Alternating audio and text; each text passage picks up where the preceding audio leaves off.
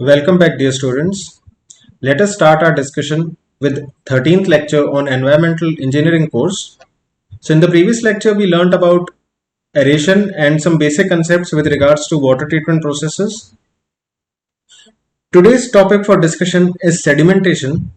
Myself, Dhruv Saxena, your course coordinator for this course. Welcome to the Let's Crack the Gate initiative. Please take out your notebooks and put on today's heading, that is sedimentation.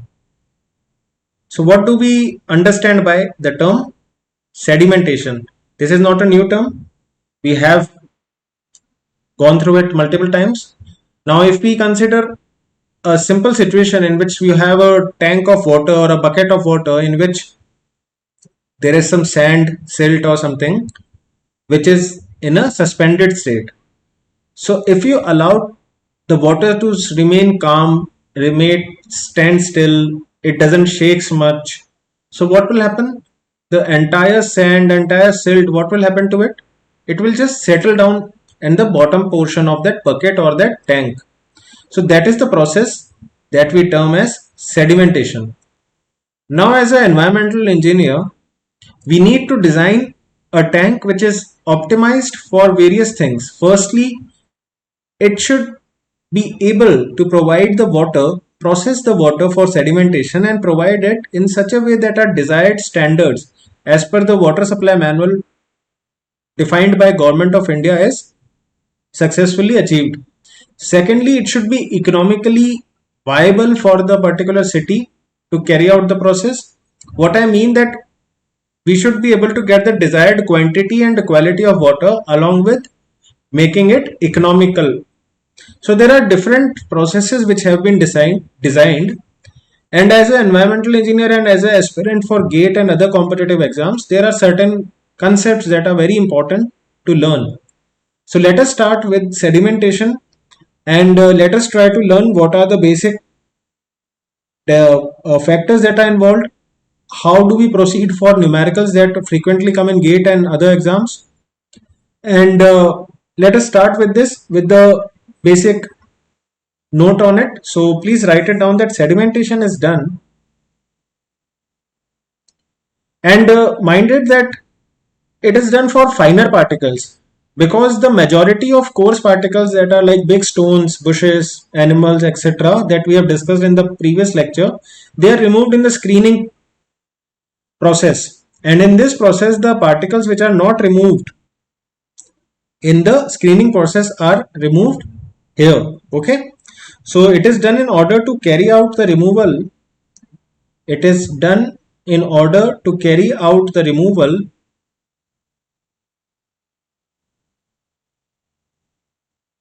of suspended solids of suspended solids from water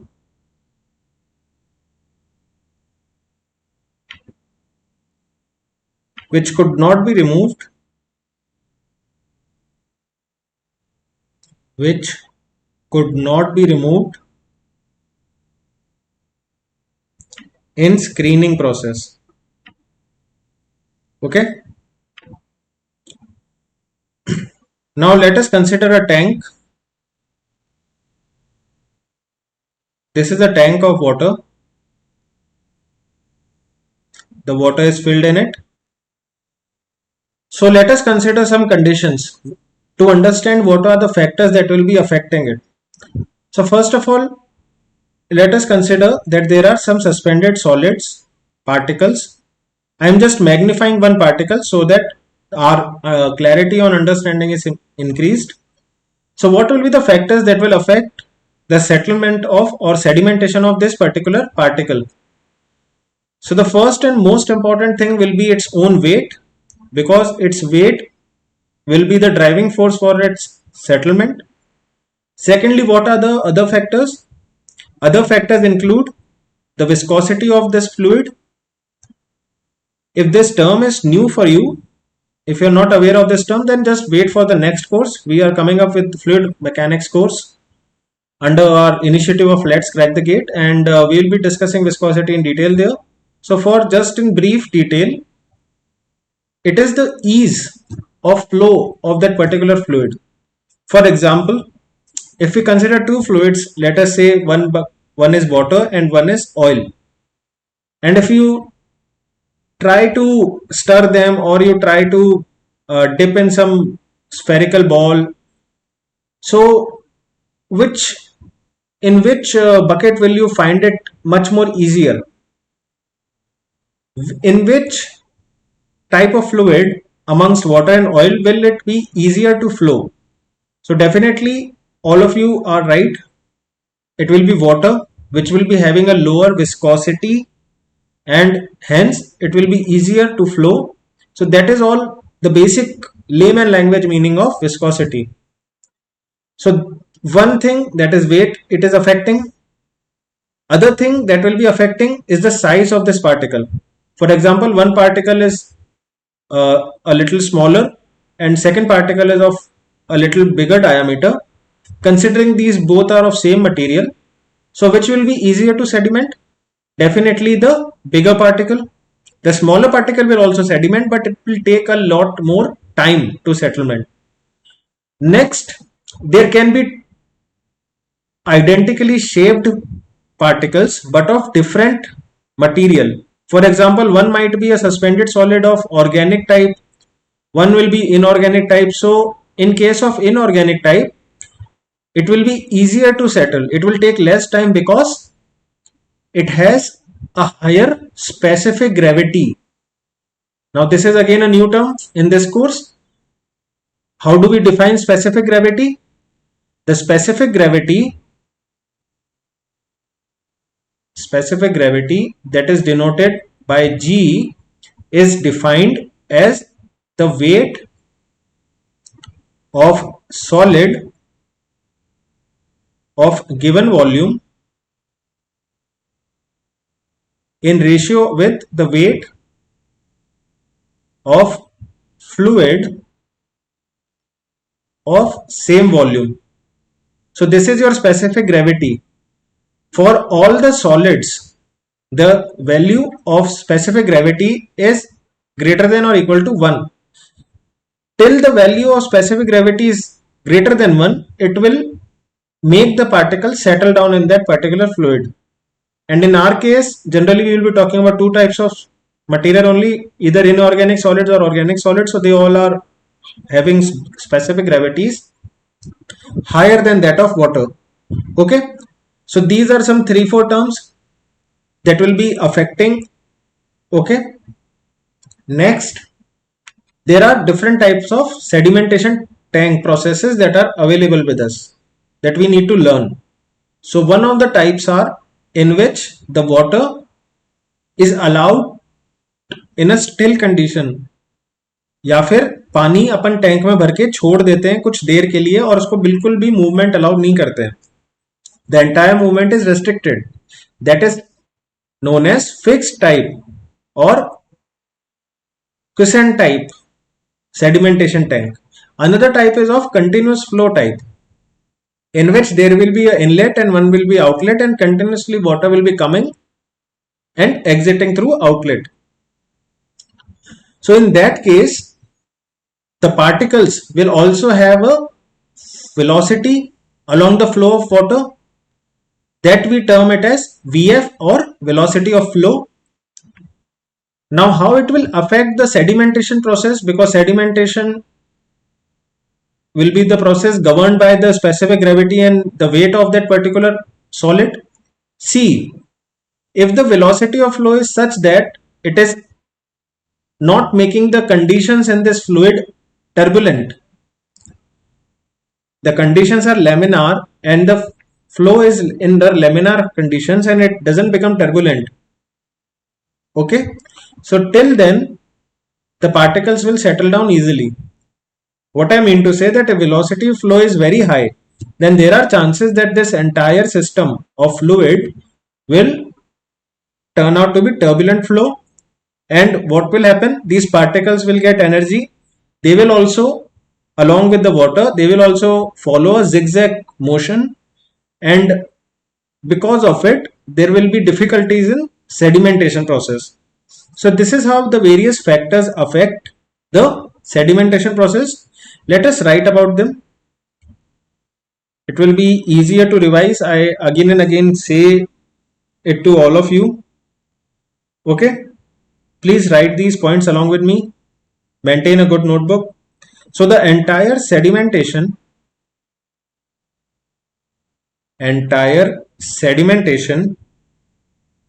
is dependent upon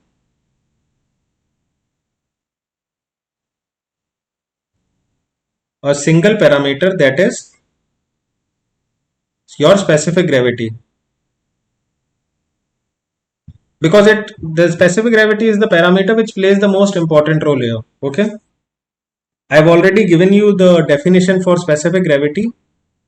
Okay, I'm writing it in some different forms that will make it a little easier in the upcoming parts of this lecture. So specific gravity, I defined it as the weight of solid for a given volume to the ratio to the weight of water or weight of fluid for a given same volume. Now, can I introduce these terms? Because the volume remains the same for the consideration of specific gravity, I have introduced these terms uh, just to introduce some new terms to you, which will be useful in our this upcoming lecture only. So how do we define these terms? These are basically your unit weights. Okay, unit weight is defined as weight of particular solid divided by the volume of that solid, and unit weight of water. Okay, we can also write in terms of unit density. So we can define specific gravity in terms of unit densities as well. Okay, now I've told you that for all the solids that we'll be considering for sedimentation, their specific gravity is greater than 1. Now the major types of solids that will be under our consideration as an environmental engineer will be, firstly, we need to know about inorganic solids. So for inorganic solids, the value of specific gravity lies between 2.6 to 2.9, and for organic solids, this value of specific gravity is between 1 to 2. Okay, now quickly write down the factors that we have discussed that will be affecting the sedimentation process. Write it this way: the factors that affect the sedimentation process,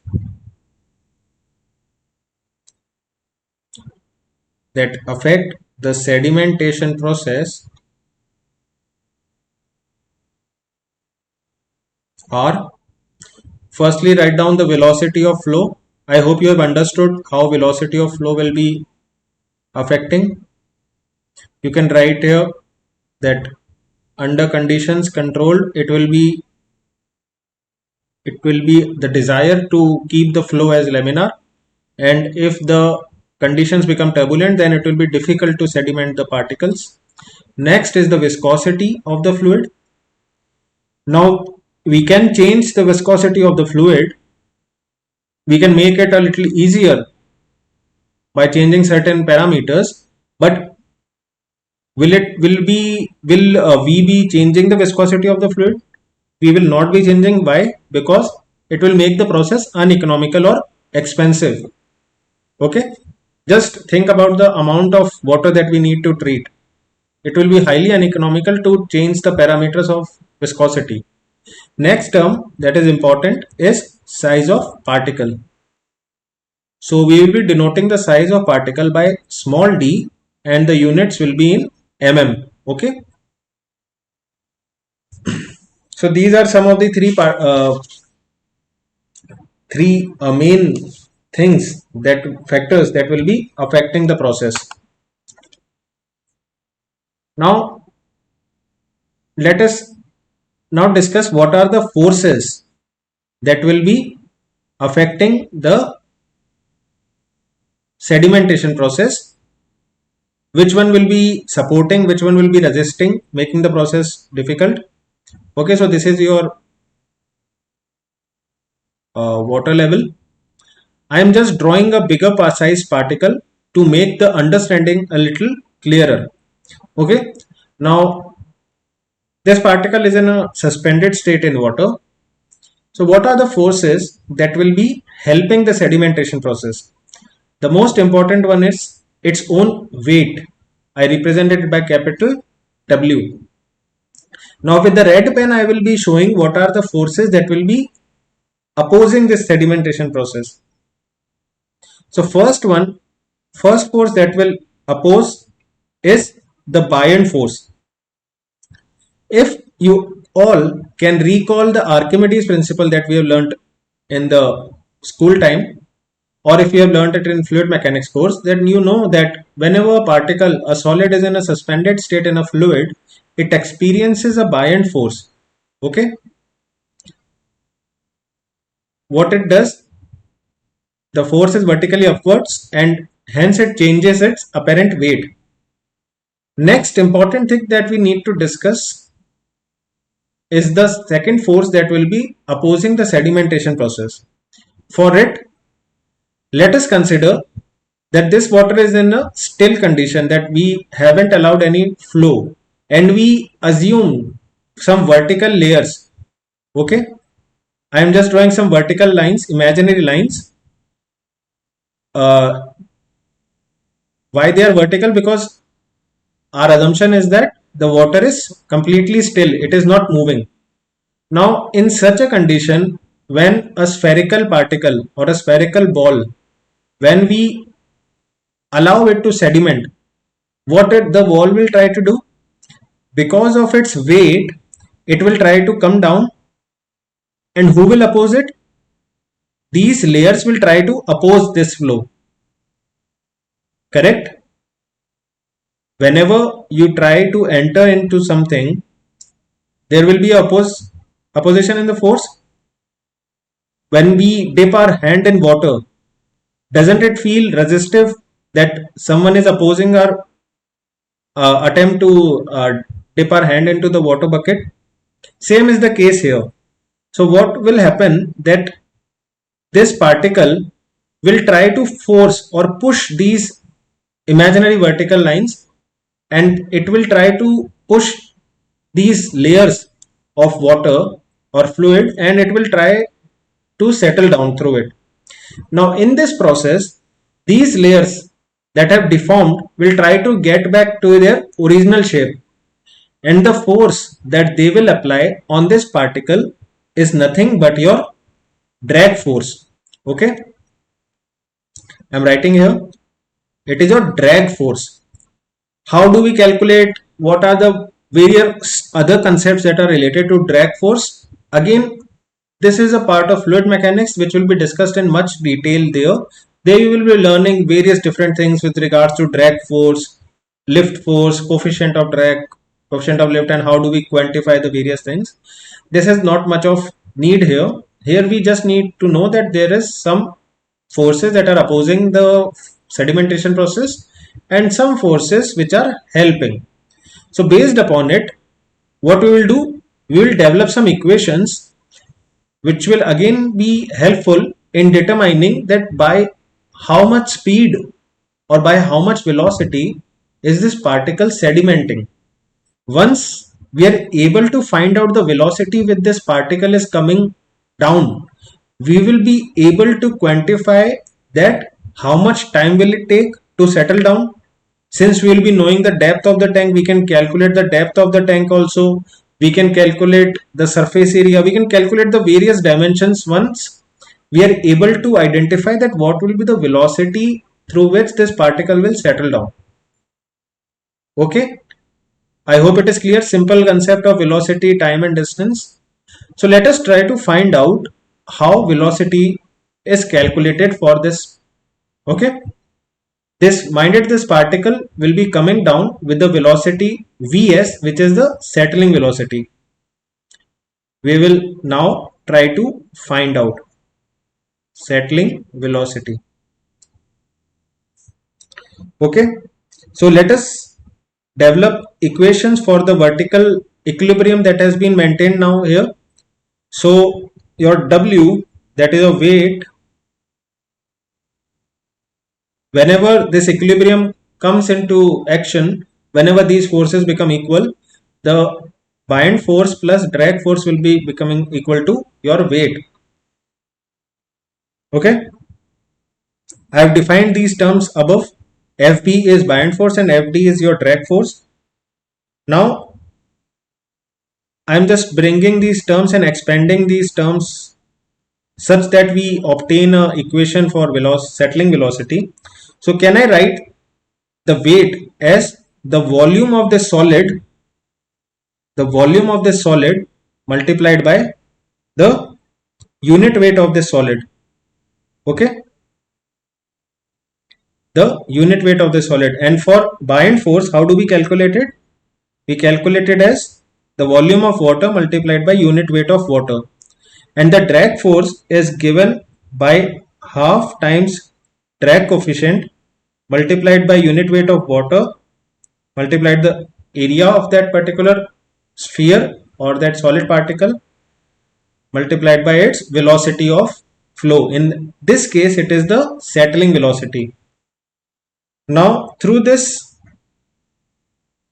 simplification, what we get is this value 4 by 3 g minus 1 times small g into d by cd, and the whole term is square root. We have to take the square root of this entire term. So this is one way of calculating settling velocity when the values given to you are the specific gravity, the dia of the particle and the drag coefficient. Now further we can even simplify it even more based on some assumptions. So first of all, for we are considering the entire system to be under laminar flow, and for this system to be in laminar flow, we will learn this in fluid mechanics that when we discuss the flow or the movement of a spherical ball through the fluid, and to maintain the flow to be laminar, the Reynolds number should be less than 1.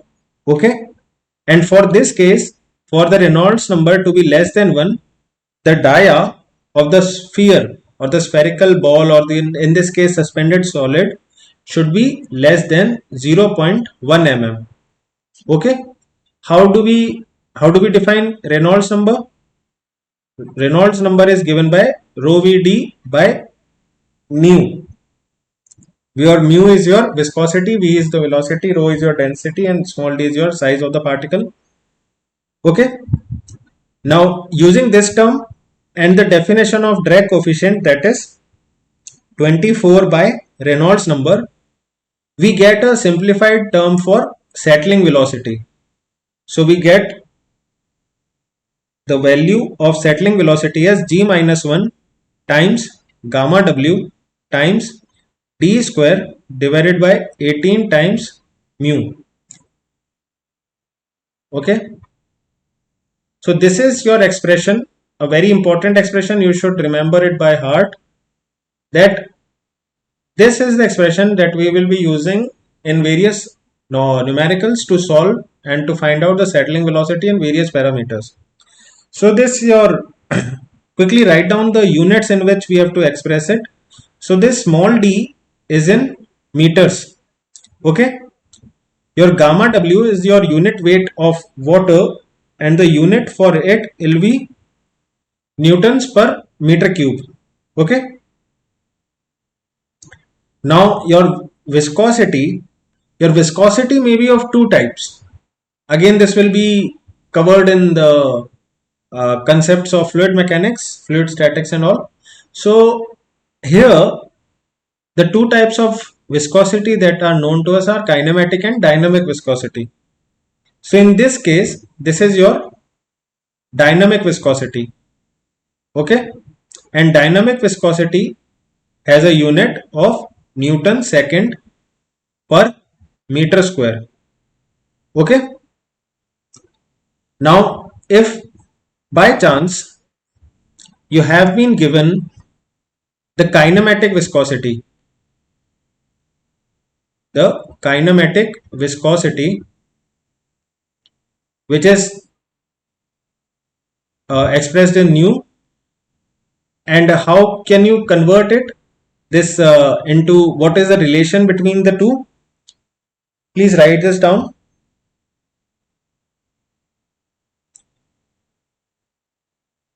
Kinematic viscosity, you're divided by the density, will give you the dynamic viscosity. Okay, so this is the expression that we'll be using over the period.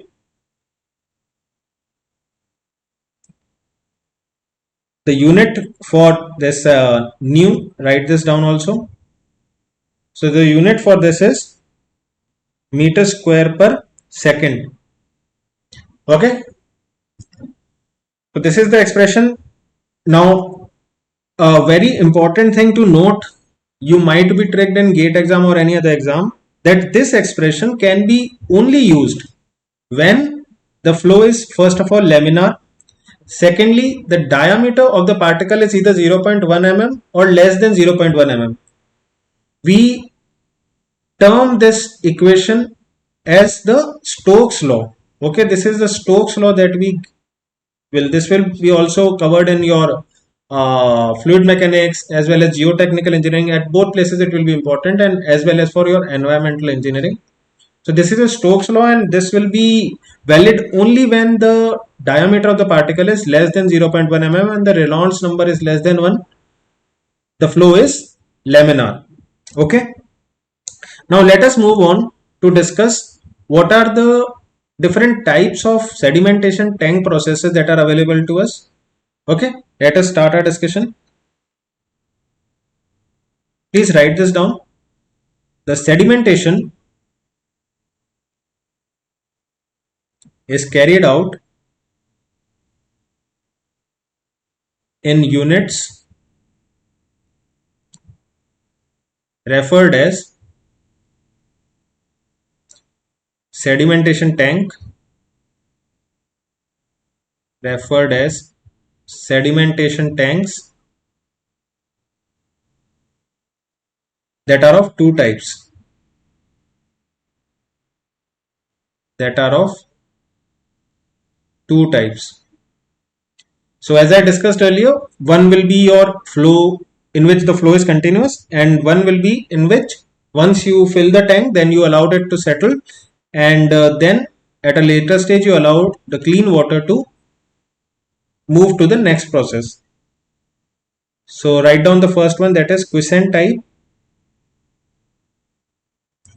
It is also termed as fixed type or fill and draw type. Another type is your continuous flow type. Again, in this also there are two types that we will be discussing in upcoming lectures. So continuous flow type. Okay. So now let us put the first heading. Let us start our discussion on quiescent type.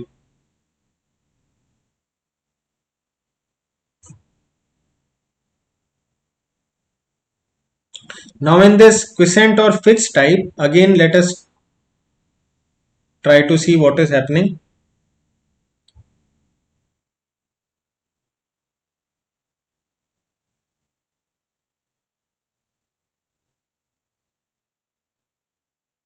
Now I have drawn two different types of fixed type tanks.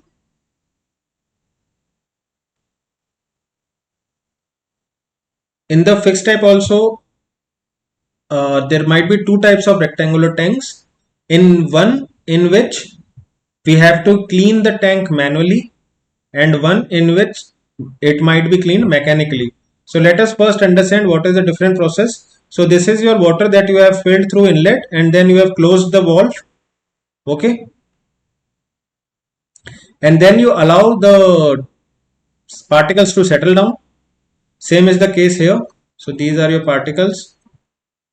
This is your inlet. Again, there it also has a valve.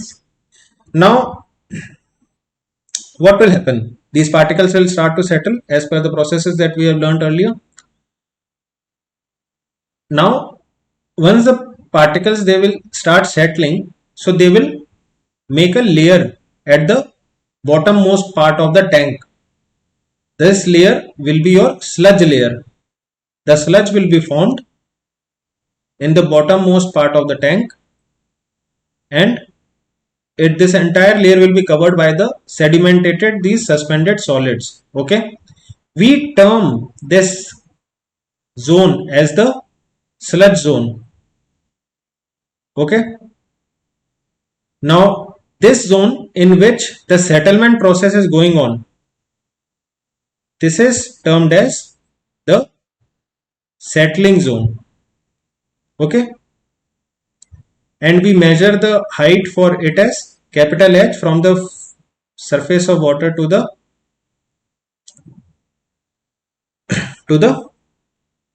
sludge layer area. Okay, this is your settling zone. Similar is the case here. Here also your sludge will be created. Now, what is the difference? One is a tank in which manual removal of sludge is done. Manual removal of sludge, in this what happens, that we empty the tank once the sedimentation has been completed, and then we go manually, we take out this sludge layer, we empty it into some other place, and then again the tank is filled after this entire maintenance work. In the process of mechanical process, what is done, we provide the base in a slant or at an angle. The base is at an angle, and we open the valves here. What it does, that due to the pressure of water or due to the mechanical action of some sort, the entire sludge will be exited out through this gate, through this opening. Okay, so it will be a little less manually labor intensive, it will be less labor intensive task, it will be a much more efficient and much more less time consuming. So this is your mechanical cleaning. Write this down, draw these diagrams. I hope the things are clear. Now let us discuss a new term. It is your retention time, or also known as your detention time. So what do you mean by that? The detention time is the time for a process which it takes to complete, or in simple words, the amount of time for which the water will be kept under that process or under that tank. Now for this example, for the quiescent type of tanks, the retention time for the particular these types of tank is around 24 hours. We allow the water to stay here in a still condition for 24 hours, and in that the sedimentation process completes, and once the process is completed, we take another 6 to 12 hours depending upon type of tank to do its maintenance and cleaning work. Once it is completed, again the water is allowed for the same period of retention time, that is 24 hours, and again the cycle keeps on moving. Okay, so this is your concept with retention time or detention time. It is termed as TD. We'll write it down. There is one more thing that we need to understand.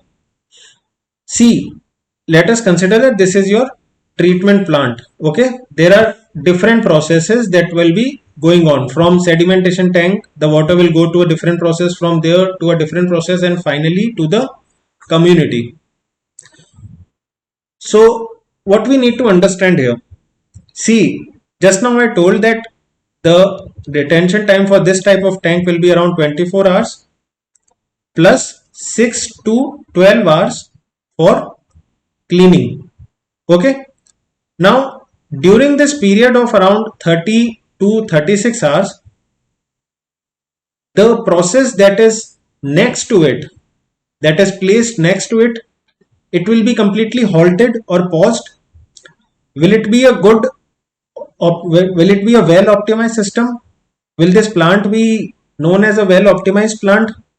I doubt it. No, it won't be. मैं क्या कहना चाह रहा हूँ कि detention time या retention time 24 घंटे का है ऑलरेडी, और आप प्लस 6 से 12 घंटे इसकी क्लीनिंग के लिए दे रहे हैं, तो टोटल करीब 30 से 36 घंटे हो जा रहा है एक प्रोसेस। अब 36 घंटे के लिए पानी आपका एक जगह अटका हुआ है, एक जगह पे 24 घंटे अटका हुआ है, प्लस 6 से 12 घंटे उस प्रोसेस में कुछ हो नहीं रहा है, तो आगे वाले प्रोसेस में उतना डिले आ जाएगा 24 घंटे का। तो क्या ये प्लांट एफिशिएंट हुआ जब आपकी कम्युनिटी आगे डेली डिमांड कर रही है पानी के लिए?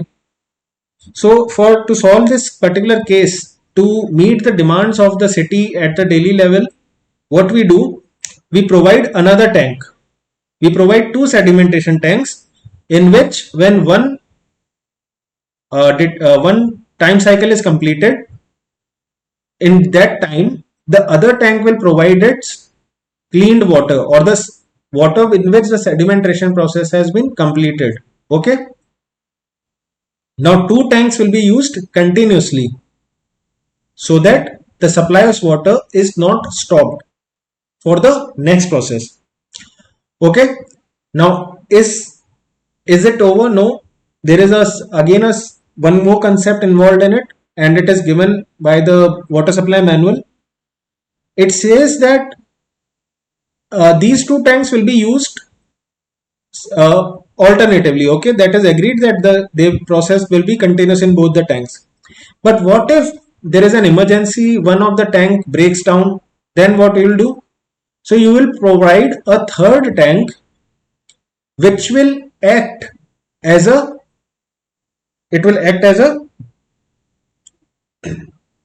standby tank. Okay, this will not be used very frequently. It will be just in a good shape, good condition, well maintained. It will be in a standby condition.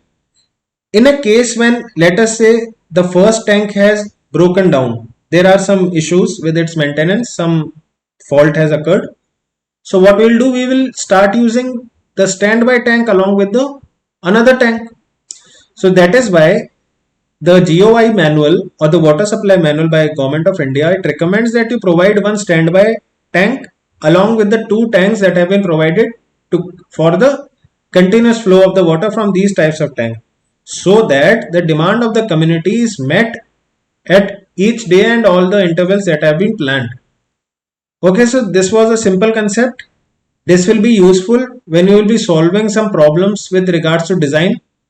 Now where these questions come?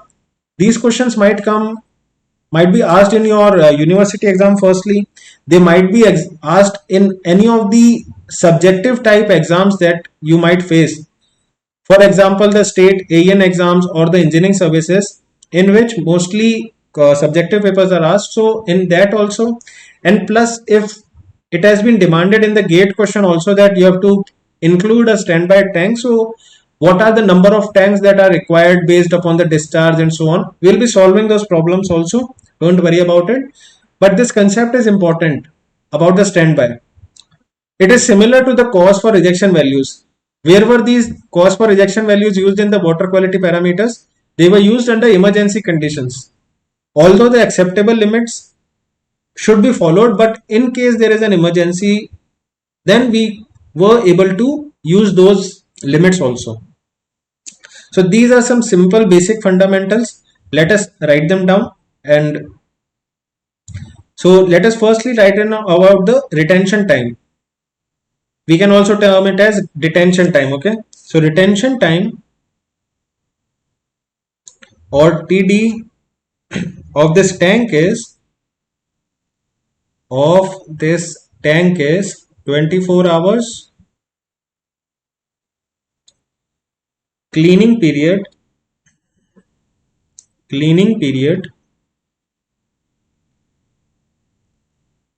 is around 6 to 12 hours. Now minimum of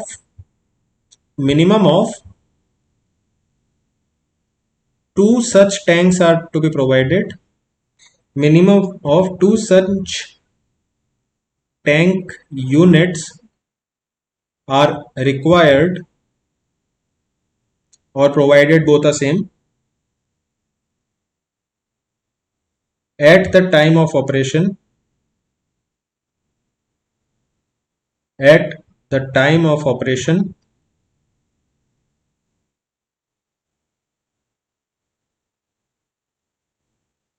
in the plant, and one tank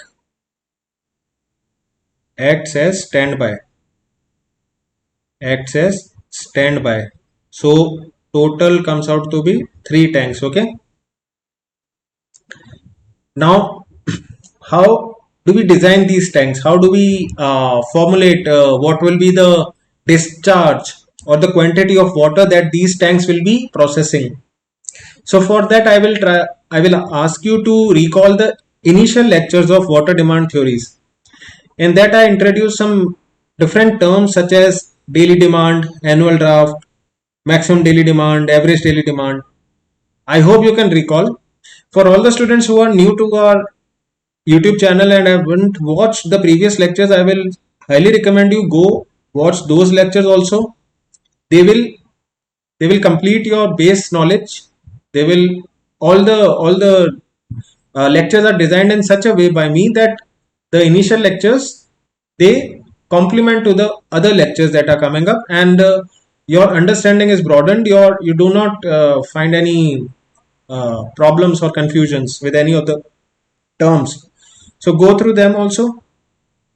Coming back to this topic, so for the sedimentation tank, the amount of discharge that will be considered as per water supply manual, again, it is recommended that the maximum daily demand to be considered for designing sedimentation tank. So please write it down that these tanks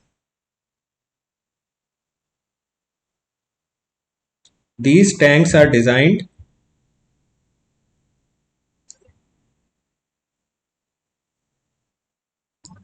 for treatment of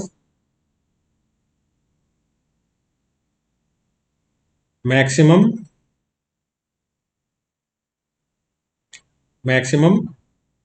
daily demand. Okay. So your design discharge for sedimentation tank, design discharge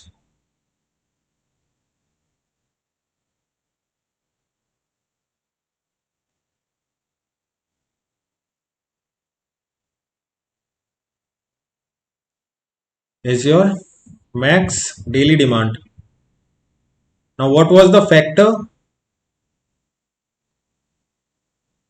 when we have to correlate with the average daily demand in case average daily demand was given?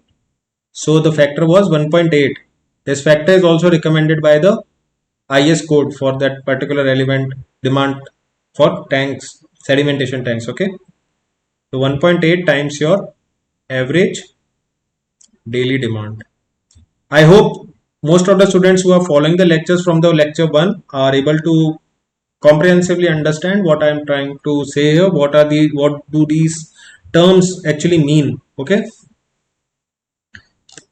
Now, if someone asks what will be the volume of the tank that is provided for sedimentation tank, so you will give it by capital V, and it will be equal to your discharge multiplied by your retention time Okay.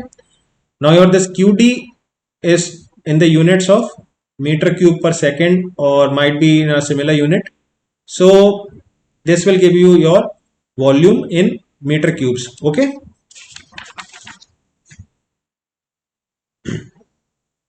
Now next we will be discussing about the continuous flow tank. Continuous flow type tanks. So I hope you have understood all the concepts that we have learned so far with regards to sedimentation analysis. We'll start with the continuous flow type tank from the next lecture onwards. We'll be discussing various terms. How do we conclude? How do we calculate the various dimensions for the tank? Just finding out the volume will not help. We need to find out the depth, we need to find out the surface area, breadth, length. Okay, so what are the different things include, what are different points important to understand in the sedimentation analysis, what are different cases that are possible, that all we'll be covering in the next lecture. So that's all for today. Keep this heading. We'll start with this one in the next lecture. Till then, have a good day. See you in the next one. Thank you and Jai Hind.